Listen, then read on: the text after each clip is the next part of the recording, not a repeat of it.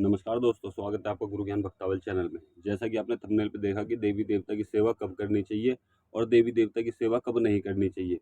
इस चीज़ को देखिए सबको पता होना चाहिए, सारे भक्तों को पता होना चाहिए, नॉर्मल व्यक्ति को भी पता होना चाहिए जिनके घर में देवी देवता पूज रहे हैं। और कोई ऐसा व्यक्ति नहीं है जिसके घर में देवी देवता ना पूज रहे हों।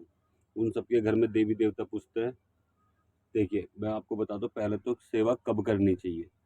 अगर आपने गुरु धारण कर रखे तो आपको सेवा करनी चाहिए, या आपके घर में जैसे बड़े बुजुर्ग हैं, आपके माता पिता, आपके दादा दादी हैं, तो आपको उनकी आज्ञा लेके सेवा करनी चाहिए। अगर मान लो वो आपको मना करते हैं कि आपको सेवा नहीं करनी, तो आप बिल्कुल भी सेवा मत करिएगा बिना पूछे, मतलब कि किसी की आज्ञा लिए बिना आप सेवा मत करिएगा। हो सकता है वो किसी वजह से आपको मना कर रहे हों किसी सेवा के लिए, ठीक है। अब मान लीजिए आपके घर वाले बोलते हैं कि आप सेवा करो, तब आप सेवा करते हो, तो आप सेवा शुरू करो, कोई भी दिक्कत नहीं है। आप अपने माता-पिता का आशीर्वाद लेके उनको गुरु मान के आप सेवा करो। उसके बाद में अगर आप चाहते हो, जैसे मान लीजिए आपके घर में भगत हैं, आपके पिताजी भगत हैं, आपके दादा भगत हैं, या फिर आपके कोई भी रिश्तेदार वो भगत हैं, वो आपको भी भगत बनाना चाहते हैं, तो आप सेवा कर सकते हो उनकी आज्ञा लेके, ठीक है। वो बोलते हैं आपसे कि आप भगत बन जाओ, तो आप सेवा करो। आपके घर वाले माता-पिता बोलते हैं कि भाई भगत बनाना है आपको, तो आप सेवा करो, कोई भी दिक्कत वाली बात नहीं है। अगर आप गुरु धारण करके सेवा करते हो तो और भी अच्छा है, क्योंकि वो आपको विधि-विधान बताएँगे, हर चीज़ बताएँगे, आपको क्या करना है, क्या नहीं करना है, सेवा कैसे करनी है, वो सब चीज़ बताएँगे। अगर आप देखिए, गुरु आपने माता-पिता को गुरु धारण कर लिया और आप अभी गुरु धारण नहीं करना चाहते, आपके माता-पिता कहते हैं कि अभी सेवा करो, बाद में देखेंगे गुरु धारण करने के लिए।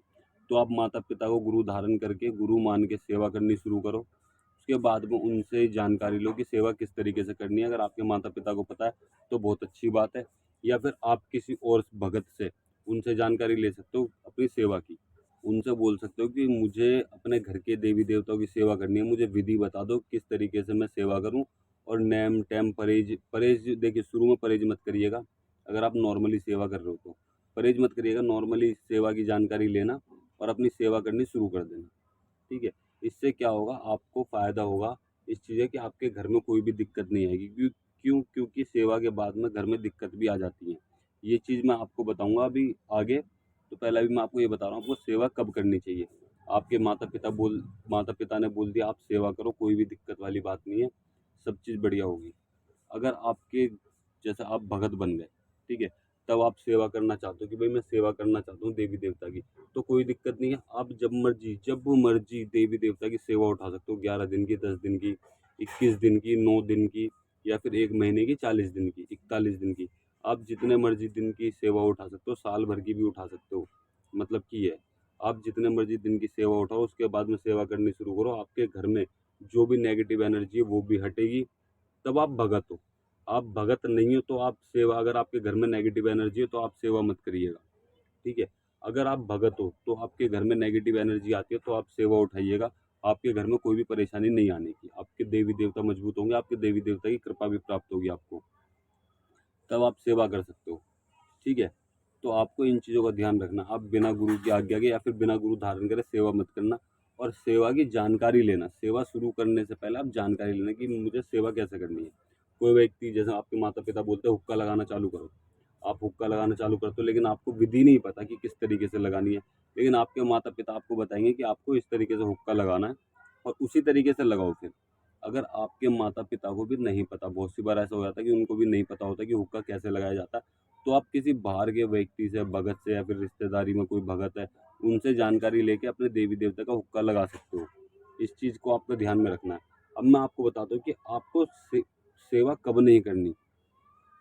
जैसे बहुत सी बार आज के समय में ऐसा होता है कि किसी के घर में दिक्कत है, ठीक है, किसी के घर में रोग है, कोई परेशानी है, वो क्या करते हैं, बिना किसी की आज्ञा लिए, अपने घर वालों की आज्ञा लेके सीधे सेवा करनी चालू कर देते हैं। जबकि ऐसा नहीं करना चाहिए। ऐसा क्यों नहीं करना चाहिए? हो सकता है जो आपके घर में दिक्कत हो, वो रोग की वजह से, और ये आपको पता भी होता है, कई बार ऐसा होता है कि पता भी है कि वो दिक्कत रोग की वजह से है। तो आप ये सोचते हो कि मैं सेवा करूँगा तो मेरे घर के देवी-देवता आएँगे, वो उस चीज़ को हटा देंगे। तो ऐसा होता है, बिल्कुल हटा देते हैं, 100% हटा हटा देते हैं।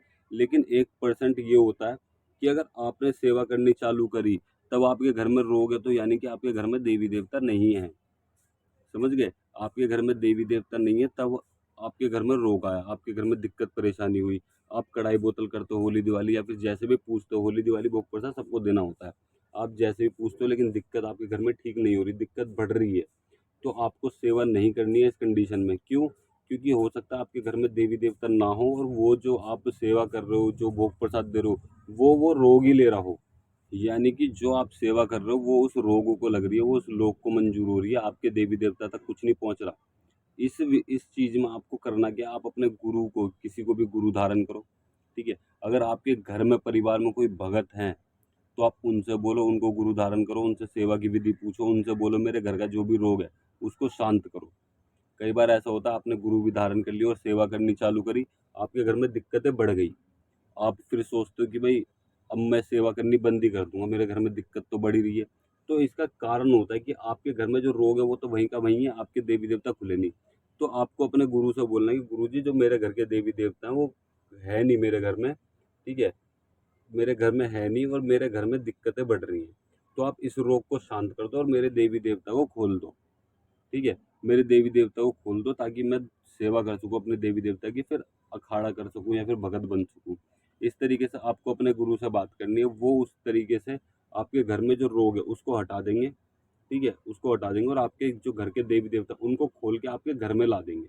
तो आप सेवा करोगे तो आपको आराम मिलने लगेगा, मतलब कि जो दिक्कत आपके घर में 10% थी, मतलब ये 100% मान लो, 100% दिक्कत थी आपके घर में, वो धीरे धीरे 90%, 80%, 70%, 60%, 50% वो धीरे धीरे कम होती चली जाएगी, 10% रह जाएगी। ठीक है, 10% तब रह जाएगी, वो इसलिए रह जाती है, कभी कभार तो 100% ठीक हो जाती है, लेकिन 10% इसलिए हो जाती है।